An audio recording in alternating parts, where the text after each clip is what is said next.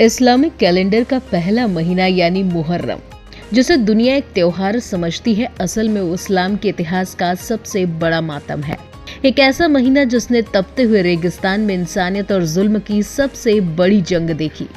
आखिर क्यों मनाया जाता है मुहर्रम, और उस आखिरी रात करबला के मैदान में ऐसा हुआ क्या था? आइए जानते हैं इतिहास की उस रात की पूरी दास्तां।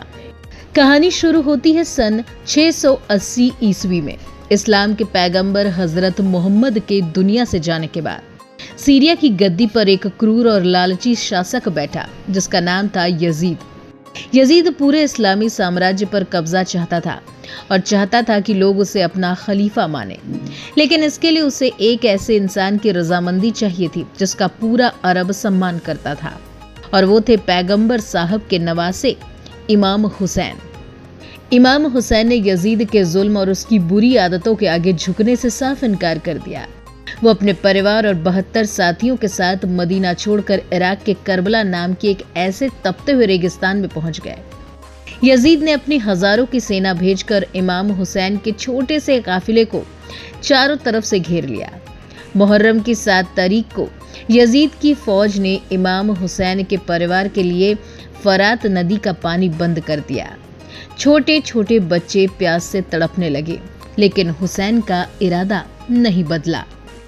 अब बात करते हैं उस रात की जिसे इतिहास शब-ए आशुरा यानी 9वीं मुहर्रम की रात कहता है।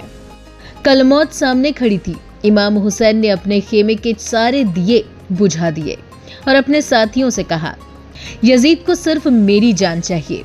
रात का अंधेरा है, तुम सब अपनी जान बचाकर भाग जाओ, मैं तुम्हें इजाजत देता हूँ।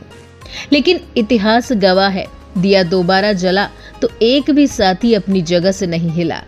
सबने कहा, या हुसैन, हम अपनी जान दे देंगे लेकिन आपका साथ नहीं छोड़ेंगे।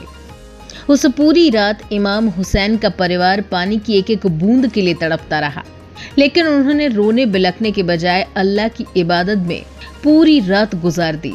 अगले दिन यानी 10 मुहर्रम को वो हुआ जिसे सोचकर आज भी रूह कांप जाती है। एक एक करके इमाम हुसैन के भाई, उनके बेटे और उनके साथी शहीद हो गए। आखिर में जब इमाम हुसैन सजदे में थे तब जालिमों ने उनकी गर्दन काट दी। हुसैन सिर कटाकर भी जंग जीत गए क्योंकि उन्होंने जुल्म के आगे घुटने नहीं टेके। इसी शहादत की याद में मुहर्रम मनाया जाता है और ताजिए निकाले जाते हैं।